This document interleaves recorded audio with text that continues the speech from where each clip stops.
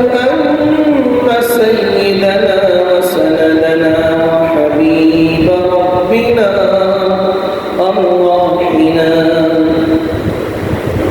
لا شريعة بعد شريعته ولا كتاب بعد كتابه ولا نبوة بعد نبوته المبعوث إلى كافة الناس بشيرا ونذيرا وداعيا إلى الله بإذنه وسراجا وقمرا منيرا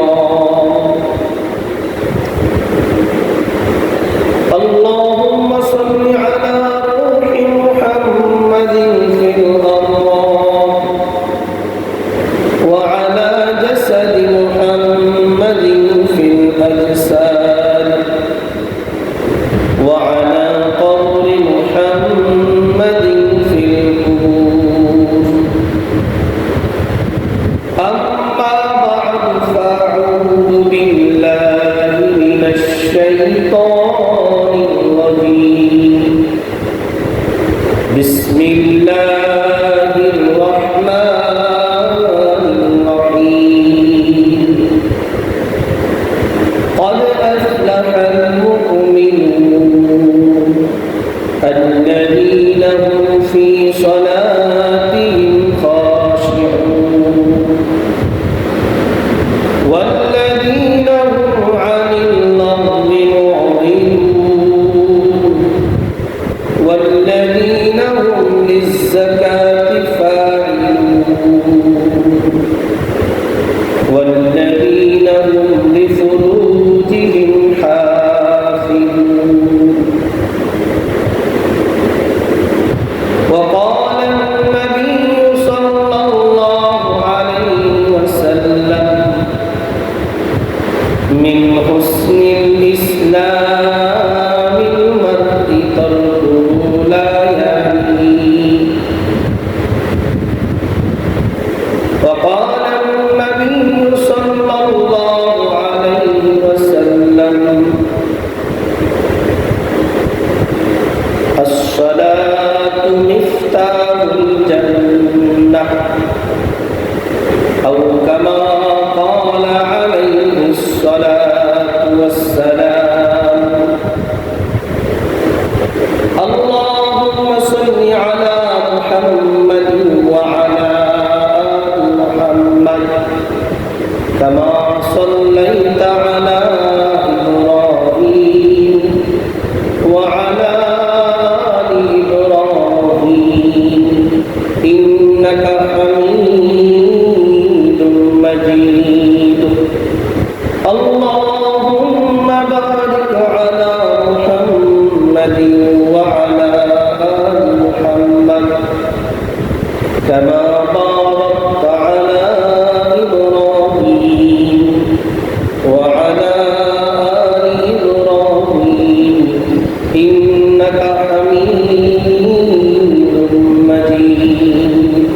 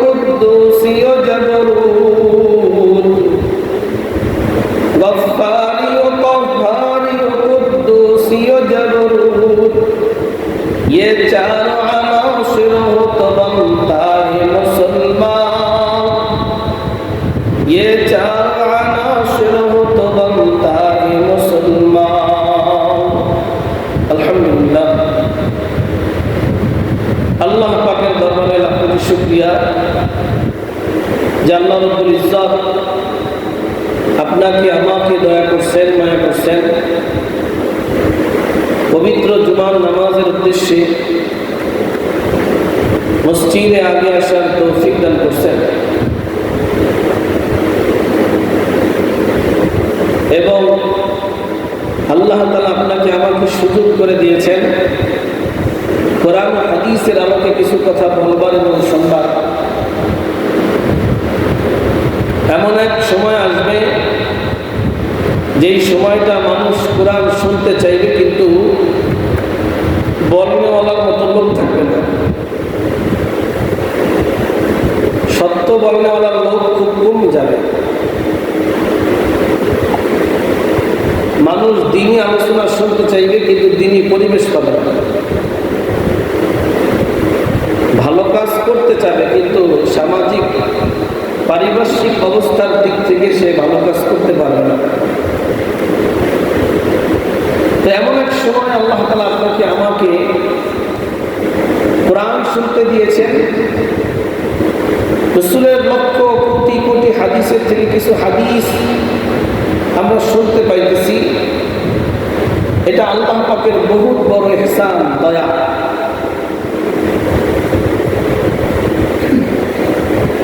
তো আমাদের দীর্ঘ কয়েক সপ্তাহ যাবৎ একটা সূরার তাফসীর ছিল। গত সপ্তাহে আমরা শেষের দিকে নিয়ে আসছিলাম। তো আজকে আমি যে সূরাটার আলোচনা করব, কয়েকটা আয়াত করা হয়েছে। যে সূরাটার নাম হলো মুমিনুন। সূরার নাম কি? মুমিনুন। শব্দের অর্থ হলো মুমিন। আল্লাহ তাআলা কোরআনে কারিমে কয়েক ধরনের সূরা দিয়েছেন। যারা অমুসলিম তাদের ব্যাপারে একটা সূরা দিয়েছে, যেই সূরাটা আমরা সবাই জানি, সেটা হলো কাফিরুন। কি সূরা? এই সূরায় শুধু কাফেরদের ব্যাপারে কি কি আছে মোটামুটি এখানে একটা আলোচনা আছে। তো ঈমানদার এবং কাফেরদের মাঝখানে আর একটা দল আছে, সাজে ঈমানদার কিন্তু আসলে ঈমান না। কি সাজে? ঈমানদার সাজে। গত সপ্তাহের কোনো এক আলোচনা আমি বলছিলাম, লেবাসে খিজরিয়া মে বহুত সারা হজর ফিরতি হে, अगर दुनिया में रहना है तो कुछ पहचान पैदा कर। খিজির আলাইহিস সালামের বেশভূষা ধরিয়া, হুজুরের লেবাস ধরিয়া অনেক দুনিয়াতে ডাকাইত চলে। কি চলে?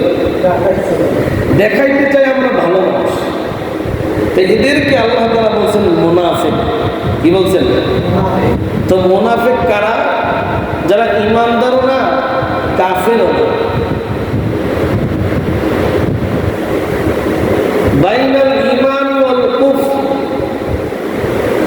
ঈমান এবং কুফরের মধ্যবর্তী স্থানে যারা থাকে তারা হলো মুনাফিক। তো আল্লাহ তাআলা মুনাফিকদের ব্যাপারে একটা সূরা নাযিল করেছেন। সেই সূরাটার নাম সূরাতুল মুনাফিকুন। তাই আল্লাহ কাফেরদের ব্যাপারে একটা সূরা নাযিল করলেন। সেই সূরাটার নাম হলো সূরাতুল কাফিরুন। আল্লাহ তাআলা ঈমানদারও না, কাফেরও না, তাদের ব্যাপারে একটা সূরা নাযিল করলেন। সেই সূরাটার নাম কি? সূরা মুনাফিকুন। মুনাফিকের সূরার ভিতরে মুনাফিকদের সম্পর্কে আলোচনা করা হয়েছে। আল্লাহ তাআলা বিশেষ করে ঈমানদারদের ব্যাপারে একটা সূরা নাযিল করেছেন। তাদের ব্যাপারে, ঈমানদারদের ব্যাপারে একটা সূরা নাযিল করেছেন। যে সূরাটার নাম হলো সূরাতুল মুমিনুন। ঈমানদারদের ব্যাপারে একটা সূরা। মুমিন শব্দের অর্থ হলো মুমিন বান্দা। তো তাফসীর শুনলে আমরা অনেক কিছু জানি। তাফসীর করতে হলে কয়েকটা জিনিসের প্রয়োজন, এগুলো আমি পিছন থেকে বলে আসতেছিলাম। তাফসীরের জন্য যেটা লাগবে, প্রথমে লাগবে শানে নুজুল। এই সূরাটা কেন নাযিল হলো? তো তাফসীরের ভিতরে লিখছেন আল্লাহ নবী সাল্লাল্লাহু আলাইহি সাল্লামের কাছে যখন ওহী নাযিল হলো, কি নাযিল হলো? তখন কয়েকটা সূরাতে নাযিল হলো। তখন আল্লাহ নবী সাল্লাল্লাহু আলাইহি সাল্লাম ভাইবা যেতেন।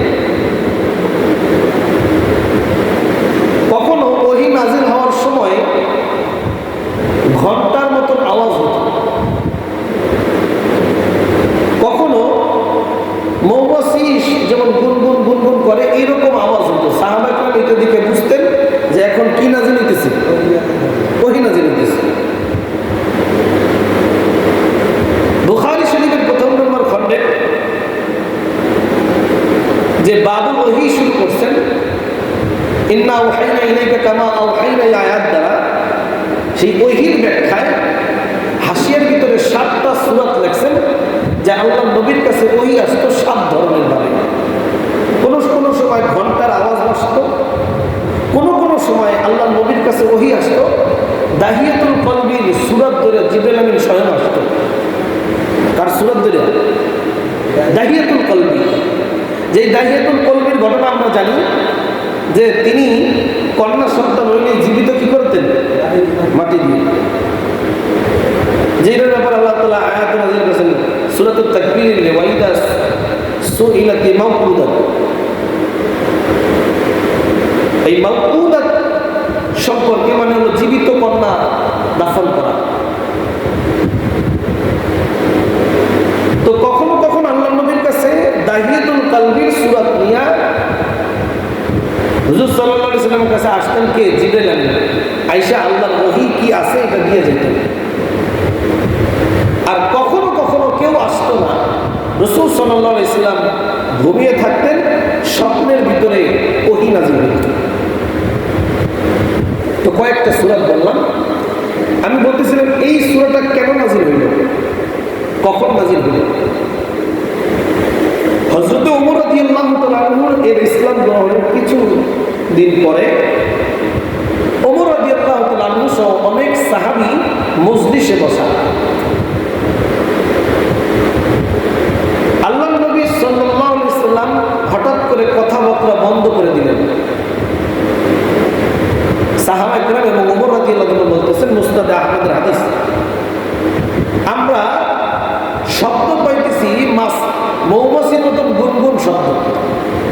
তাহলে সমস্ত সাহাবী বুঝে গেল এখন কি নাযিল হইতেছে, ওহী নাযিল হইতেছে। কিছুক্ষণ পরে আল্লাহ নবী সাল্লাল্লাহু আলাইহি সাল্লাম কিবলামুখী হইলেন।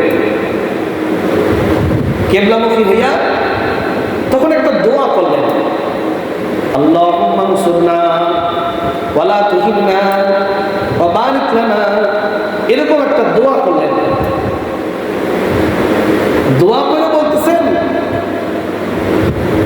ওহে আমার সাহাবীরা, এই মুহূর্তে আল্লাহ তাআলা এমন একটা সূরা দান করছেন যে এই সূরার ভিতরে যে কথাগুলো আছে, অল্প কয়েকটা কথা, এই কথা যদি কারো ভিতরে থাকে আল্লাহ তাআলা তাকে জান্নাতুল ফেরদাউস দান করবেন।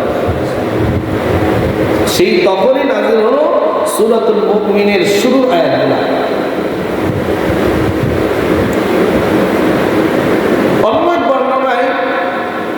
ইবনে মাজাহ শরীফ হাদিস শরীফের ভিতরে তাফসীরের যেই বাবটা আছে, ওই তাফসীরের বাবের ভিতরে এই সূরাতুল মুমিনের তাফসীর করতে গিয়ে ইবনে মাজাহ শরীফ তিনি লিখছেন, আয়েশা রাদিয়াল্লাহু তাআলা আনহার কাছে যে জিজ্ঞাসা করছেন সাহাবায়ে কেরাম,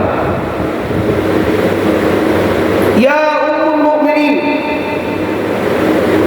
ইয়া উম্মাহাতুল মুমিনিন, হে মুমিনদের মা, আপনি বলেন কাইফা কানা খুলুকু রাসূলিল্লাহি সাল্লাল্লাহু আলাইহি ওয়াসাল্লাম, আল্লাহ নবী সাল্লাল্লাহু আলাইহি ওয়াসাল্লামের আখলাক কেমন ছিল? কি আখলাক, চরিত্র? সাহাবায়ে কেরাম রাসূল সাল্লাল্লাহু আলাইহি ওয়াসাল্লামের ওফাতের পরে, মৃত্যুর পরে আয়েশা রাদিয়াল্লাহু তাআলা আমার কাছে যে জিজ্ঞাসা করতেছে রাসূলের চরিত্র আখলাক কেমন ছিল? আয়েশা রাদিয়াল্লাহু তাআলা আনহা বলতেছেন, তোমরা কি জানো না তার চরিত্র আখলাক কেমন ছিল? কানা খুলুকুল কুরআন, পুরা কোরআন শরীফটাই তার চরিত্র। পুরো কোরআনটাই কি? পুরো কোরআনের ভিতরে যা আছে সব রাসূলের ভিতরে আছে। তখন আল্লাহ নবী সাল্লাল্লাহু আলাইহি ওয়াসাল্লাম এই আয়েশা রাদিয়াল্লাহু আনহা এই সূরা মুমিনের 10টা আয়াত তেলাওয়াত করলেন আর বললেন এই সূরা মুমিনের 10টা আয়াতের ভিতরে যা আছে রাসূলের ভিতরে তা আছে। তাহলে এটা ছিল সূরা মুমিনের প্রথমের একটা আলোচনা ভূমিকা। শুরুতে বললাম যে কোন সময় নাযিল হইল। আসুন আমরা একটু ব্যাখ্যায় যাই। আল্লাহ রাব্বুল ইজ্জত সূরা মুমিনের প্রথম নম্বর আয়াতে বলেন قد أفلح المؤمنون قد أفلح المؤمنون أفلح يفلح إفلاحا মানে হলো সফলতা পাওয়া। কোন ঈমানদার বান্দা সফলতা পাবে? আল্লাহ বলে দিয়েছেন قد أفلح المؤمنون মুমিনরা কামিয়াবি হয়ে গেছে, মুমিনরা সফলতা পেয়ে গেছে। মুমিনরা কি পেয়ে গেছে? মানে হলো মুমিনরা সফলতা পাবে। আমি যে কথাগুলো সামনে বলবো আল্লাহ বলেন এইগুলো যদি তাদের ভিতরে থাকে তাহলে মুমিনরা সফলতা পেয়ে গেছে। সফলতা মানে কি? আমরা তো মনে করি আসল সফলতা কি? একজন যদি যুবক মানুষ যদি কয়েক কোটি টাকার মালিক হয়ে যায়, বিদেশে বাড়ি করে, তাহলে ওই আমরা কি মনে করি? ওই ব্যক্তি খুব সফল হয়েছে, খুব সফল, খুব ভালোই আছে। আসল সফলতা কি? আল্লাহ তাআলা শেষের দিকে বলতেছেন الذين يرثون الفردوس هم فيها خالدون যারা জান্নাতুল ফিরদাউসের মালিক হয় قد أفلح المؤمنون তারাই সফল কাম। যারা জান্নাতুল ফিরদাউসের মালিক হইতে পারছে, যারা জান্নাতুল ফিরদাউস কামাই করতে পারবে, প্রকৃতপক্ষে সফলতা কারা? তারা। আল্লাহ তাআলা বলে দিয়েছেন তাহলে সফলতা পেতে হলে, জান্নাত পেতে হলে কয়েকটা গুণের প্রয়োজন। সেইটা আল্লাহ তাআলা সামনের আয়াতে বলেন। এক নাম্বার আলামত, যে ঈমানদার সফলতা পাইছে তার এক নাম্বার গুণ থাকবে কি? আল্লাযীনা হুম ফী সালাতিহিম খাশিউন। আপনি কিভাবে বুঝলেন আপনি সফলতা পাবেন? আল্লাহ রাব্বুল ইজ্জত বলে দিয়েছেন সফলতার চাবিকাঠি আমি সূরা মুমিনের প্রথম আয়াতগুলোর ভিতরে আমি বলে দিয়েছি। যার এক নাম্বার গুণাগুণ থাকবে আল্লাযীনা হুম ফী সালাতিহিম খাশিউন, যারা নামাজের ভিতরে ধীর স্থির খুশু খুজুর সহিত নামাজ পড়ে। কি কেমন ভাবে নামাজ পড়ে? ধীর স্থির। মাথার কন্ডিশন প্রশ্ন মনে রাখতে হবে। আল্লাহ তাআলার কোশ্চেন কি? আল্লাহ তাআলার কোশ্চেন হলো মুমিনের সফলতা কিসের ভিতরে? আল্লাহ আবার অ্যান্সার দিয়ে দিয়েছেন, উত্তর দিয়েছেন কি? আল্লাযীনা হুম ফী সালাতিহিম খাশিউন, যারা নামাজের ভিতরে একেবারে একাগ্রতা সৃষ্টি করে নামাজ পড়ে, ধ্যান খেয়াল দিয়ে নামাজ পড়ে, খুশু খুজুর সহিত নামাজ পড়ে। কারণ কি? আল্লাহ তাআলা অন্য এক আয়াতের ভিতরে বলেন ইন্নাস সালাতা তানহা আনিল ফাহশাই ওয়াল মুনকার ওয়া লাযিকরুল্লাহি আকবার। আল্লাহ তাআলা বলেন ইন্নাস সালাত, নিশ্চয়ই নামাজ, তানহা আনিল ফাহশাই ওয়াল মুনকার, নামাজ পড়লে নিশ্চয়ই নামাজ তাকে সব ধরনের অশ্লীল খারাপতা কাজ থেকে ফিরিয়ে রাখবে। কি ফিরিয়ে রাখবে? হুজুর ভালো হইতে চাই, হুজুর আমার লাইফটা পরিবর্তন করতে চাই, হুজুর লাগবে না। আল্লাহ বলে দিয়েছেন ইন্নাস সালাতা তানহা আনিল ফাহশাই ওয়াল মুনকার, নিশ্চয়ই নামাজ তোমাকে সমস্ত খারাপ কাজ থেকে ফিরিয়ে রাখবে। এখন আপনার কথা হইতে পারে হুজুর নামাজও পড়ে চুরিও করে। কি নামাজও পড়ে? হুজুর যদি নামাজই না পড়ে, নামাজও পড়ে চুরি না করে, এরকম কেমন কিভাবে বুঝলেন? হুজুর, নামাজ পড়তে এসেই তো মসজিদের জুতা চুরি হয়, ঠিক কিনা? তাহলে এই চুরি যে করলো সে কি নামাজ পড়তে আসে না? সে তো নামাজের ভান করে আসছে, তাহলে তারে কেন নামাজে ফিরে এলো না জুতা চুরি করা থেকে? আজকে জুমার দিন বহুত মুসল্লি হবে, সমস্ত জায়গায় মুসল্লি ভরপুর, নামাজ পড়লো, কিন্তু নামাজ পড়া তাকে তো কোনো অশ্লীল খারাপতার কাছ থেকে ফিরিয়ে রাখতে পারলো না। সে নামাজ পড়ার পরে ঠিকই মিথ্যা কথা বলে, মিথ্যা সাক্ষী দেয়, নামাজ পড়ার পরে জিনা করে, নামাজ পড়ার পরে মদ খায়, গাঁজা খায়, নামাজ পড়ার পরে মানুষের সাথে খারাপ আচরণ করে, নামাজও পড়ে মানুষের সম্পত্তি অন্যায়ভাবে ভক্ষণ করে। নামাজ পড়তে পড়তে কপালে দাগ হয়েছে, আজও পর্যন্ত আল্লাহর হুকুমের কাছে আসে নাই, সঠিকভাবে বন্ধের ভাগ বন্ধেরকে বুঝাই দেয় নাই, আছে না নাই? তাহলে সে নামাজ পড়লো, আল্লাহ বললেন নিশ্চয়ই নামাজ তাকে সমস্ত খারাপ কাজ থেকে কি করবে? ওই তাহলে এর নামাজ কি হবে?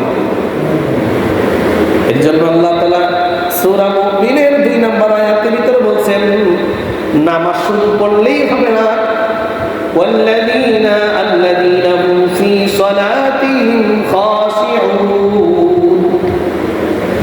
নামাজ যদি নামাজের মতন পড়ে, নামাজ যদি সুন্দর করে পড়ে, খুশু খুজুর সহিত ধীর স্থিরের ভাষায় সুন্দরভাবে রুকু করে, সুন্দরভাবে সিজদা করে, লম্বা লম্বা আয়াতে তেলাওয়াত করে, নামাজের ভিতরে মনটা স্থির রাখার চেষ্টা করে, ওই নামাজ তাকে চুরি করা, গুন্ডামি করা, বদমাশি করা থেকে ফিরায়।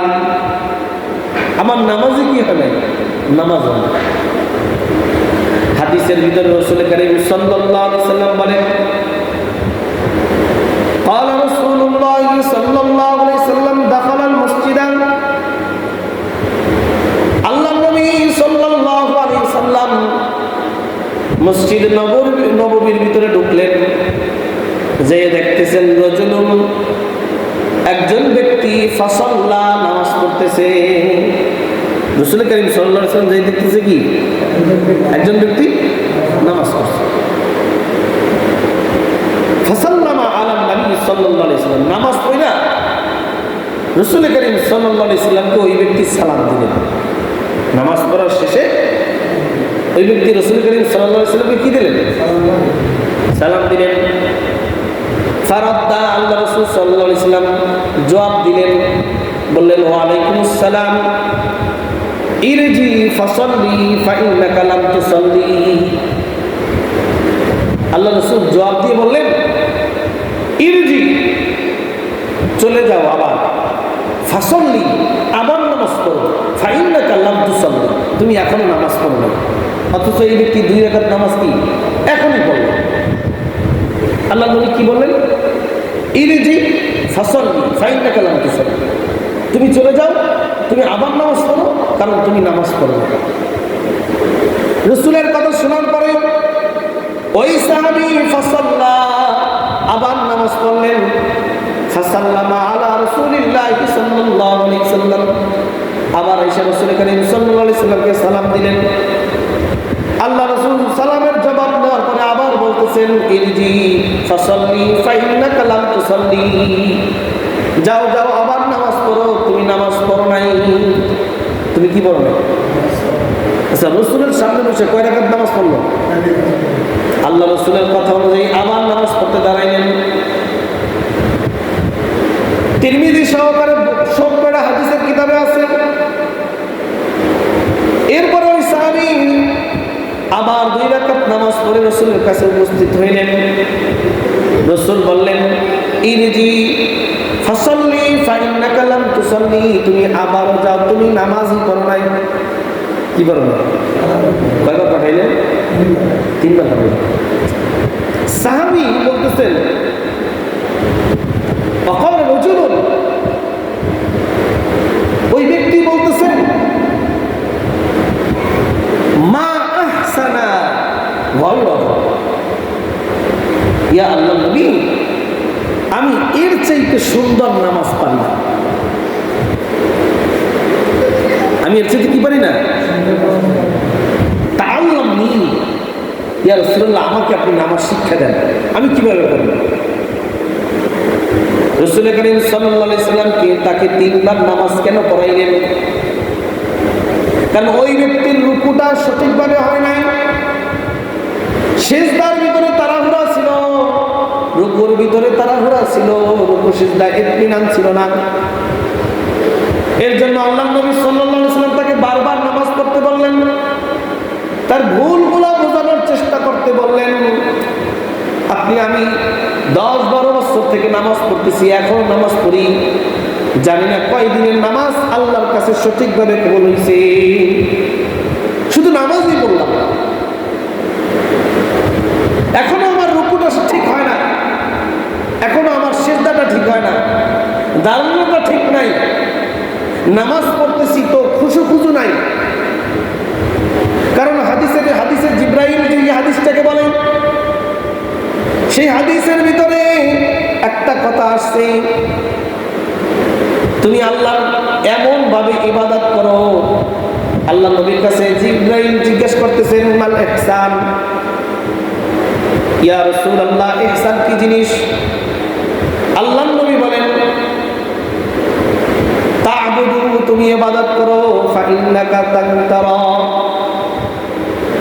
তুমি এমন ভাবে ইবাদত করো, কান্নাকা তারাহু, যেন তুমি আল্লাহকে দেখতেছো। তুমি এমন ভাবে নামাজে দাঁড়াও, এমন ভাবে আল্লাহর ইবাদত করো, কান্নাকা তারাহু, যেন তুমি আল্লাহকে কি করতেছো। ওয়া ইন লাম তাকুন তারাহু ফাইন্নাহু ইয়ারাক, যদি তুমি এইটা না পারো যে না আমি নামাজে দাঁড়াই আমি আল্লাহকে দেখতেছি, এইটা যদি না পারো, এতটুকু নামাজের ভিতরে আনো, এতটুকু ইবাদতের ভিতরে আনো যে আল্লাহ তোমার সমস্ত কাজ দেখতেছে। ভালো করে বুঝেন, প্রথমে বলতেছেন যদি নামাজ পড়বা কিভাবে, ইবাদত করবা কিভাবে, কান্নাকা তারাহু, যেন তুমি আল্লাহকে স্বয়ং দেখতেছো, যেন তুমি আল্লাহকে কি করতেছো।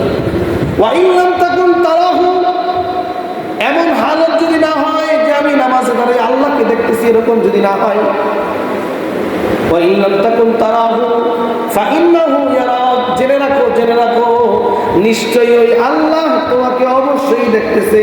এই ভাব নিয়ে আল্লাহর সামনে দাঁড়াও। তাহলে যে ব্যক্তি নামাজে দাঁড়ায় আমাকে আল্লাহ দেখতেছেন, যেই ব্যক্তি ব্যবসা করে আমাকে আল্লাহ দেখতেছেন, যে ব্যক্তি দুনিয়ার কাজ করে আমাকে আল্লাহ দেখতেছেন, এই নিয়তে ওই ব্যক্তির কাজে তার কি খারাপ কাজ আসতে পারে, নামাজের ভিতরে সমস্যা হইতে পারে। এর জন্যই আল্লাহ তাআলা সফলতার চাবিকাঠি রেখেছেন। 1 নাম্বার মুমিনের সফলতা হবে কিসের ভিতরে? আল্লাযীনা হুম ফি সালাতিহিম খাশিউন, ওই সমস্ত লোক, ওই সমস্ত মুমিন, ওই সমস্ত মুমিনরাই একমাত্র কামিয়াবি অর্জন করছে, একমাত্র সফলতা পেয়েছে যারা তাদের নামাজের ভিতরে ধীর স্থির ইতমিনানের সাথে নামাজ পড়ে, ধীর স্থির ইতমিনানের সাথে নামাজ পড়ে। 2 নাম্বার গুণ কি? যেই মুমিন সফলতা পায় তার 2 নাম্বার আলামত গুণ থাকবে, ওয়াল্লাযীনা হুম আনিল লাগবি মুরিদুন,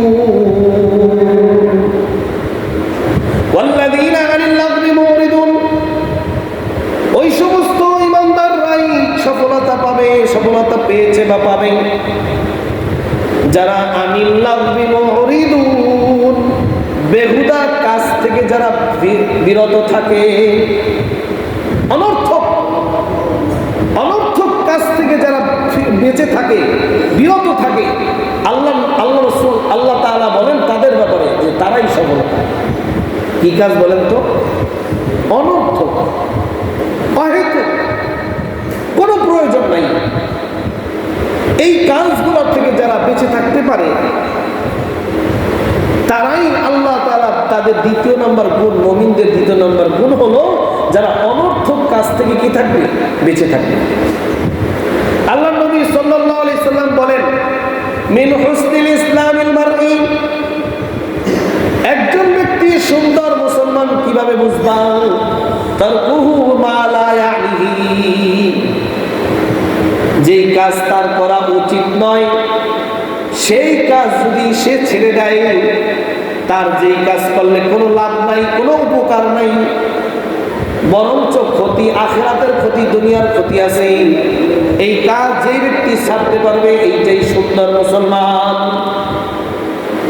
আপনি একটু দেখেন তো, চিন্তা করে, আমি আপনি কি অনর্থক কাজগুলোকে ছাড়তে পারছি কিনা? অনর্থক হাসি গল্পে আমি বেশি মত্ত, অট্ট হাসিতে আমি গ্রামে গঞ্জে বিভিন্ন দোকানে, বিভিন্ন জায়গায়, আমি গ্রামে গঞ্জে বিভিন্ন সময় আমি অনর্থক কথাবার্তায় লিপ্ত। আর এর চাইতে বেশি যারা যুব সমাজ আছে, তারা বেশি অনর্থকে নিতে লিপ্ত। কিভাবে? কোনো প্রয়োজন নাই মোবাইল নিয়ে হ্যালো করা। দেখবেন এমন কোন যুবক পাওয়া যাবে না যেই যুবকটার কানের সাথে মোবাইল সারাদিনই না থাকে। কি করে? ঘোষ গল্প কার সাথে করে? রাত্রে 2টা বাজে, 3টা বাজে, ছেলেদের রুমের থেকে আওয়াজ আসে। কি করে? মেয়েরা কি করে? বর্তমান যুবক যুবতীরা ধ্বংসের নিরাখালায় লিপ্ত। যেমন বাচ্চারা খেলাধুলা করে, তারা বুঝে না যে আসলে কি করতেছে, কি করবে। কি শিশুকালে আপনি আমি অনেক খেলাধুলায় মত্ত ছিলাম, ওইখানে বসে হাড়ি পাতিল, অমুক তমক অনেক কিছু করছি না? যার কোনো রেজাল্ট ছিল না, যার কোনো কি হবে, সামনে কি হবে, কোনো চিন্তা ছিল না। ঠিক কিছু যুবক মানুষ বালেগ হওয়ার পরে, একটা মাসালা মাঝখানে বলে দিই, কোন সন্তান বালেগ হয়েছে, যেটাকে আমরা বাংলা ভাষায় বলি সাবালক। কি বলি? সাবালক বলি। সাবালক হওয়ার পরে কোন সন্তান আকেল বিবেকবান বালেগ পুরুষ হওয়ার পরে ওই সন্তানের বাবার টাকা নেওয়া জায়েজ নেই। যতদিন পর্যন্ত সন্তান নিজের পায়ে নিজে না করতে পারে, মানে কি, সে এখনো বালেগ হয় নাই, উপযুক্ত বয়স হয় না, মানে 15 বছর হয় না। আর 15 বছর আগেই যদি কোনো সন্তান বালেগ হয়ে যায়, তাহলে তো হয়ে গেছে।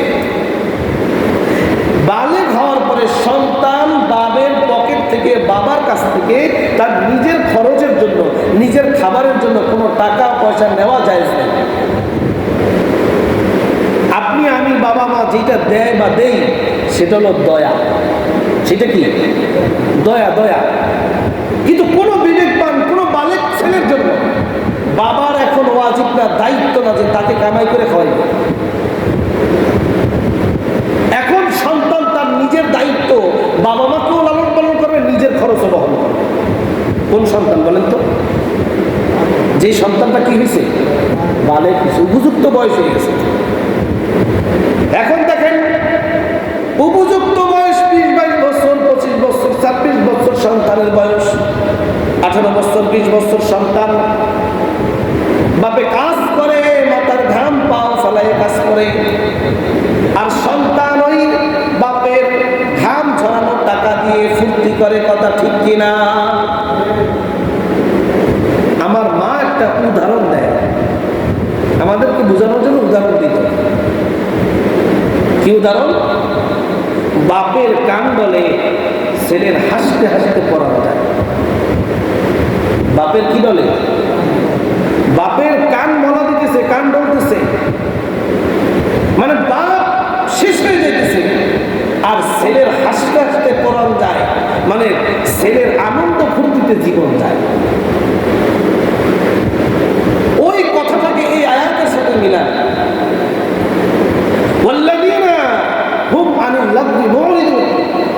ওই সমস্ত ইমানদারই তো সফল কাজ, যে অনর্থক বাহিত কাজ থেকে ফিরে এসে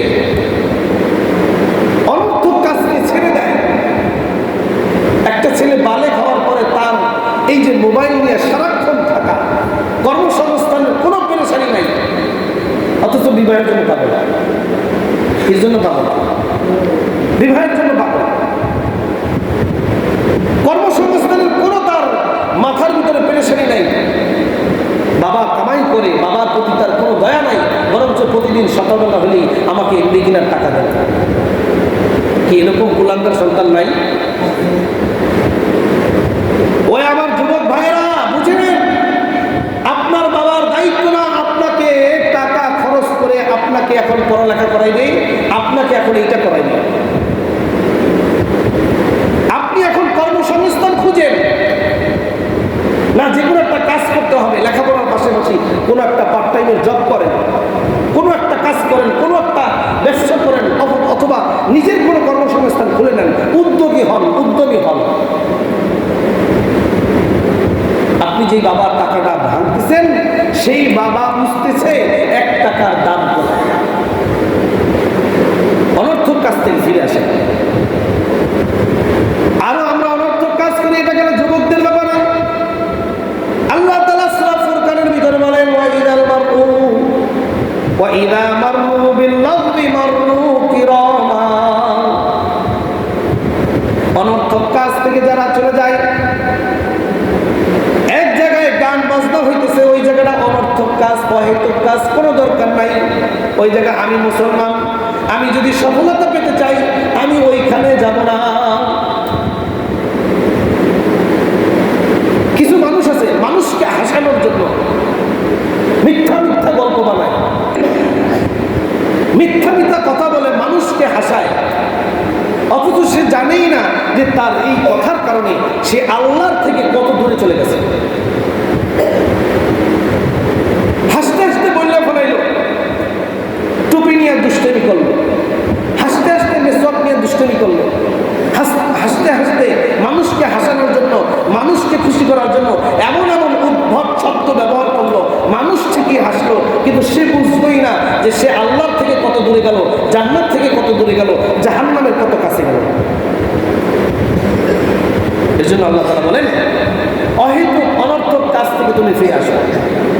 মুরব্বীদের কোনো কাজ নাই, সে সারাদিন চাইলে আল্লাহর রাস্তা দিয়া তবলিগে সময় লাগাইতে পারে, কোনো এক পীরের দরবারে যেয়ে বসে থাকতে পারে, তার সন্তানরা কামাই করে, তার কোনো কাজ নাই, কিন্তু তারপরে দেখবেন মসজিদে আসলে মাথা গরম হয়ে যায়, বাজারে গেলে মাথা ঠান্ডা হয়ে যায়। আছে না? কি বুঝেন নাই? মসজিদে আসলে কখন বের হবে, কখন যাবে, জামাতে কয়েক মিনিট আছে কিনা যদি না পারে অন্য জায়গায় যে করে, কিন্তু বাজারে ঘন্টার পর ঘন্টা সময় ব্যয় করে। কিতে ব্যয় করে, কোন কাজে ব্যয় করে? অনর্থক অহেতুক যেই কথার কোনো দাম নাই, গুনাহ ছাড়া আর কিছু না, ওই কথার পিছনে সেই সময়টাকে ব্যয় করে। আল্লাহ তাআলা বলেন, আপনি যদি অনর্থক অহেতুক কাজকে পরিত্যাগ করতে পারেন, ছাড়তে পারেন, যেই কাজটা আপনার কোনো প্রয়োজন নেই এইটাকে যদি ছাড়তে পারেন, তাহলে আপনি হবেন পরিপূর্ণ সফলতা, পরিপূর্ণ সফলকাম মুমিন। কথা কি বুঝে আসছে? এরপরে আল্লাহ তাআলা বলেন, এটা গেল 2 নাম্বার গুণ। 3 নাম্বার গুণ কি? ওয়াল্লাযীনা হুম লিয-যাকাতি ফাঈলুন, ওয়াল্লাযীনা হুম লিয-যাকাতি ফাঈলুন। 3 নাম্বার গুণাগুণ, মুমিনরা সফল কাম। 3 নাম্বার আলামত হলো যারা সময় মতো তাদের দান সদকাকে পুরা করে। দান সদকা কি করে? যাকাত দেয়। যারা যাকাতের মালটাকে সঠিকভাবে সঠিক সময় দিয়ে দেয়। আমাদের অনেকের যাকাত ওয়াজিব, কিন্তু যাকাত দিতে রাজি না। এই বিভিন্ন সময় পরবর্তীতে আগামী সপ্তাহ থেকে আলোচনা হবে কোরবানি। অনেকের উপরে কোরবানি ওয়াজিব হয়, কিন্তু তারপরও কি কোরবানি দেয় না। আল্লাহ তাআলা কি বলেন? ওয়াল্লাযীনা হুম লিয-যাকাতি ফাঈলুন। ওই সমস্ত মুমিনরাই সফল কাম যে তার উপযুক্ত সময়ে যাকাত দিয়ে দেয়, দান সদকাকে ঠিকভাবে দেয়। আল্লাহ নবী সাল্লাল্লাহু আলাইহি সাল্লাম তিরমিজির বর্ণনা আছে 2 নম্বর খণ্ডের ভিতরে, এবং মুশকাত শরীফের ভিতরে আসছে। কি হাদিস? কিতাবুল ফিতানের ভিতরে আসছে। শেষ জমানায় এমন একটা আসবে, যেই জমানায় যাকাতু মাগরামা, যাকাত দেওয়াটাকে জরিমানা মনে করবে। শেষ জমানার মানুষ যাকাত দেওয়াটাকে মনে করবে এটা আল্লাহর পক্ষ থেকে একটা জরিমানা, যাকাত দিতে যাবে না। আর আল্লাহ তাআলা অনেক জায়গায় কোরআনে আয়াতের ভিতরে বলে দিয়েছেন, যাকাত যারা না দিবে তাদের শাস্তি হবে কপালে। তাদের শাস্তি হবে, পিঠে দাগ দেওয়া হবে, পুরে দাগ দেওয়া হবে। কেন তাদেরকে দাগ দেওয়া হবে? জাকাতের মাল যখন চাওয়া হয় তখন তারা এই ভুরুটাকে, কপালটাকে ভাঁজ করে। কি করে? আবার জাকাত দিতে নিজের কষ্টের ধান, এই ধানও আবার জাকাত দিতে, নিজের কষ্টের টাকা জমানো, ব্যাংকের 10 লাখ টাকা জমা দিচ্ছে, এই 10 লাখ টাকার জাকাত দিতে হবে। আরে আপনার টাকাটাকে, আপনার মালটাকে পবিত্র করার জন্যই আল্লাহ তাআলা কিসের বিধান রাখছেন? জাকাতের বিধান রাখছেন। এর জন্য যদি আমার উপরে জাকাত আসে, কোন একজন ভালো মুফতি সাহেবের কাছে যে হুজুর আমার এই সম্পত্তি আছে, আমার এই মাল আছে, আমি এতটুকু ঋণ আছি, আমার উপরে কি জাকাত আসবে কি আসবে না? বহুত পুরুষের উপরে জাকাত না আসলেও বহুত নারীদের উপরে জাকাত আছে। কি বললাম? বহুত পুরুষের উপরে জাকাত ওয়াজিব না হলেও বহুত নারীদের উপরে কি জাকাত ওয়াজিব। ওই কোরবানির মাসালার সময় বলবো না, বহুত পুরুষের উপরে কোরবানি ওয়াজিব না, কিন্তু বহুত নারীদের উপরে কোরবানি ওয়াজিব। কিন্তু তারা বুঝতেই চায় না যে আমার উপরে আল্লাহ তাআলা ওয়াজিব করছে, আমার দিতে হবে। আপনি যদি জাকাতের মালটা দেন, আল্লাহ তাআলা বলেন ওয়াল্লাযীনা হুম লিয-যাকাতি ফাঈলুন ক্বাদ আফলাহাল মুমিনুন, তারাই তো সফলকাম মুমিন যারা জাকাত যদি ওয়াজিব হয়, জাকাত যদি দিতে হয়, তাহলে সঠিক সময়ে জাকাতটা দিয়ে দেয়। এরপরে আরেকটা কথা, ওয়াল্লাযীনা হুম লিফুরুজিহিম হাফিজুন, খুব কঠিন একটা কথা, সবাই মনোযোগ। ওই সমস্ত মুমিনরা সফলকাম হবে যারা তাদের লজ্জা স্থানকে হেফাজত করতে পারবে। ফুরুজিহিম ফারজুন মানে লজ্জা স্থান। আল্লাহ রাব্বুল ইজ্জত বলেন ওই সমস্ত মুমিনরা সফলকাম হবে যারা তাদের লজ্জা স্থানের হেফাজত করতে পারছে। আচ্ছা, এই কথাটা বিশেষভাবে বলার উদ্দেশ্য কি বলেন? আল্লাহ বললেন নামাজের কথা, আল্লাহ বললেন জাকাতের কথা, এরপরে কি বললেন? নিজের লজ্জাস্থানের কি হেফাজত। এই লজ্জাস্থানের হেফাজত না থাকার কারণেই এখন দেশে দেশে মাঝে মধ্যে শোনা যায় অমুক জায়গায় কট খাইছে। এখন ফেসবুকের ভাষাও চেঞ্জ হয়ে গেছে, এখন অন্য কিছু ধরা পড়তে বলে না, কি বলে? কট খাইছে। আজকে যদি লজ্জাস্থানের হেফাজত বুঝতো, আজকে বিবাহিত পুরুষরা যেই পর্যায়ে জেনা করে, অবিবাহিত ছেলেরাও এতটুকু সাহস পায় না। আল্লাহ তাআলা বলে দিয়েছেন ওয়াল্লাযীনা হুম লিফুরুজিহিম হাফিজুন, যারা তাদের লজ্জাস্থানকে হেফাজত করবে তারাই একমাত্র সফলতা পাবে। আল্লাহর নবী সাল্লাল্লাহু আলাইহি ওয়াসাল্লাম এক হাদিসে বলেন মাইয়াজমান লিমা বাইনা লিহইহি আযমান লাহুল জান্নাহ, যে ব্যক্তি আমার জন্য দুইটা জিনিসের জিম্মাদারি নেবে, আমি তার জন্য জান্নাতে যাওয়ার জন্য জিম্মাদারি নিলাম। কয়টা জিনিসের? দুইটা জিনিসের।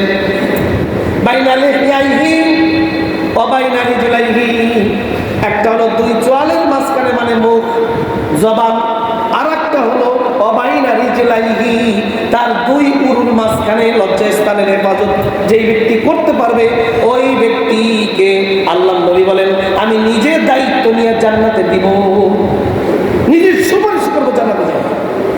আল্লাহ নবীর সুপারিশ কবুল হবে কিনা? অবশ্যই হবে। হবে কি? অবশ্যই হবে।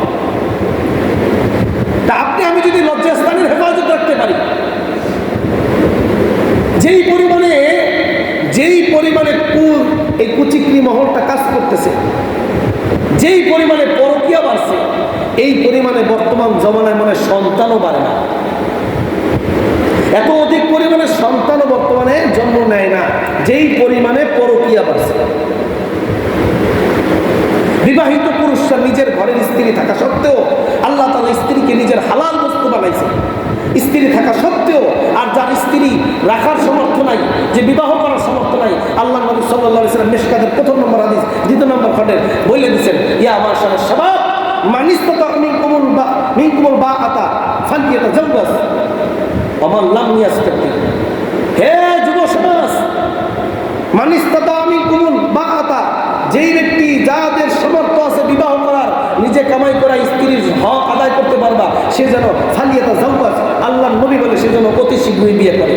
অমাল্লাম ব্যস্তাতে, যার টাকা নাই পয়সা নাই, বিভিন্ন সমস্ত দিক থেকে পারিপার্শ্বিক দিক থেকে প্রস্তুতি নয়, তাহলে সে যেন আলাইহি সওম, সে যেন রোজা রাখে, রোজা রাখে, রোজা রাখে, রোজা রাখে। ইসলামে হয়তো বিবাহ নাইলে রোজা রাখবে, কিন্তু মাঝখানের যেই পরকিয়া, মাঝখানের যেই জেনা, এটা ইসলামে কোনো মতে অধিকার নেই। আপনার সমর্থ আছে বিবাহ করেন, সমর্থ নাই রোজা রাখেন, তারপরও জেনার কাছে কাছে যাওয়া যাবে।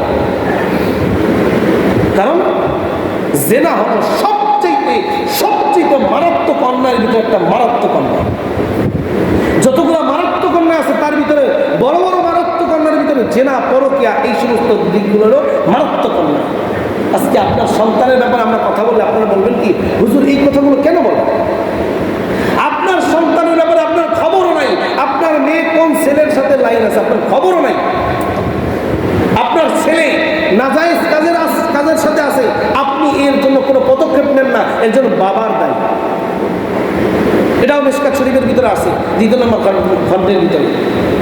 ফালিসনুহু আলা আবিহি, ওই সন্তান যদি কোনো গুনাহের ভিতরে লিপ্ত হয়, উপযুক্ত বয়স আছে, উপযুক্ত আছে, সন্তানের টাকা পয়সা ইনকাম করে, সব দিকে একটা মানুষকে খাওয়াইতে পারবে, পড়াইতে পারবে, রাখতে পারবে, এই ব্যবস্থা আছে, তারপরে সন্তানকে যারা বিবাহ করান না, দেরি করতেছেন, মনে করতেছেন সন্তানের টাকা কামাই, আরো কিছু করব, আরো কিছু সন্তানের টাকা জমাইব, সন্তানকে বিবাহ করাইতেছেন না। আস্তে আস্তে আস্তে আস্তে সন্তানের বয়স 35, 40, 50 বছর হয়ে যেতেছে, সন্তানকে বিবাহ করান না। বাবা, এই সন্তানের জন্য যদি কোনো গুনাহ হয়, এই সন্তানের জন্য যদি কোনো গুনাহ করে, এই সন্তানের সমস্ত গুনাহের ভাগ আলা ইসমি আবিহি, তার বাবার দায়িত্ব। কার দায়িত্ব? বাবার দায়িত্ব।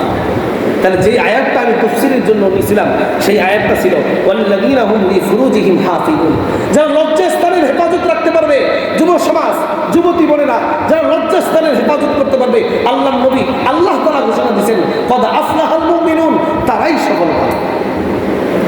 এরপরে ইল্লা আলা আজওয়াজিহিম, এরপরে আল্লাহ তাআলা বলেন ওয়াল্লাযীনা হুম লিআমানাতিহিম ওয়া আহদিহিম রাউন। এরপরের গুণাগুণ এক আয়াত পরেই বলতেছেন, যারা আমানত ঠিক রাখবে। কি রাখবে? সময় কমের জন্য তাড়াতাড়ি বলতে হয়েছে। যারা আমানতকে সঠিকভাবে পালন করবে। আল্লাহ নবী সাল্লাল্লাহু আলাইহি ওয়াসাল্লাম বলেন লা ঈমানা মান লা আমানাতা লা, তার ঈমানই নাই যার আমানত নাই। যার কাছে কি নাই? আমানত নাই, তার ঈমান নাই। আল্লাহ তাআলা এখানে বলে দিয়েছেন, তুমি যদি সফলতা পেতে চাও, পরিপূর্ণ সফলতা পেতে চাও, তাহলে আমানতকেও ঠিক রাখো। এরপরে আল্লাহ তাআলা বলেন ওয়াল্লাযীনা হুম আলা সালাতিহিম ইউহাফিজুন। এই আয়াতগুলোর শুরুতেও বললেন নামাজের কথা, আর শেষেও বললেন ওয়াল্লাযীনা হুম আলা সালাতিহিম ইউহাফিজুন। শেষ নাম্বার গুণ হলো প্রকৃত সফলতা মুমিন, যারা নামাজগুলোকে হেফাজত করে, নামাজগুলোকে সঠিকভাবে আদায় করে। আচ্ছা, শেষ করে দিব, বলেন তো আল্লাহ নবী সাল্লাল্লাহু আলাইহি ওয়াসাল্লামের শেষ কথা কি ছিল? মৃত্যুর সময় শেষ কথা কি ছিল? ওয়ামা মালাকাত আইমানুকুম, শেষ কথা ছিল ওয়ামা মালাকাত আইমানুকুম আস-সালাত আস-সালাত আস-সালাত। ও আমার উম্মতরা, নামাজ নামাজ নামাজ, কোনদিন নামাজকে ছেড়ে দিও না। আল্লাহ তাআলা এই আয়াতগুলোর শুরুতে, এই বয়ানটা বুঝানোর শুরুতে বলে দিলেন, যারা নামাজ, শুরুতেও বললেন যারা নামাজের ভিতরে ধ্যান, খেয়াল, মনোযোগ সহকারে নামাজ পড়ে, শেষেও বলতেছেন যারা নামাজগুলোকে হেফাজত করে। তার মানে যারা নামাজটাকে সঠিকভাবে আদায় করবে, এই বাকি যেই গুণাগুণগুলা বলা হলো এমনি এমনি তার ভিতরে এসেছে, এমনি এমনি কি আইসে। এর জন্য সম্মানিত মুসলিমরা এবং সম্মানিত মা এবং বোনেরা, পর্দার আড়ালে যারা আছেন, নামাজগুলোকে সঠিকভাবে আদায় করেন। নামাজের জন্য স্বামীকে ডেকে দেন, নামাজের জন্য সন্তানকে প্রহার করেন, মারেন, নামাজের জন্য সন্তানকে আদর করেন না, মারেন। এই গুণাগুণগুলো যার ভিতরে থাকবে, আল্লাহ তাআলা বলেন উলাইকা হুমুল ওয়ারিসুন, তারাই 1 নাম্বার অধিকারী। আল্লাযীনা ইয়ারিসুনাল ফিরদাউস হুম ফিহা খালিদুন, তারাই 1 নাম্বার অধিকারী, জান্নাতুল ফিরদাউস পাওয়ার অধিকারী। আজকে তাফসীর থেকে কদ আফলাল মুমিনুন এই থেকে সূরা মুমিন থেকে আমরা 7টা গুণ পেলাম, যেই 7টা গুণ যাদের ভিতরে থাকবে তারাই জান্নাতুল ফেরদাউসের ভিতরে যেতে পারবে, তারাই জান্নাতুল ফেরদাউসের অধিকারী হবে। এর জন্য আমার ভিতরে এই গুণগুলো আনার চেষ্টা করি আর বেশি বেশি ইবাদতের দিকে মনোযোগী হই। আল্লাহ তাআলা আমাদেরকে আমল করার তৌফিক দান করেন। যারা সুন্নাত করেন সুন্নাত করেন।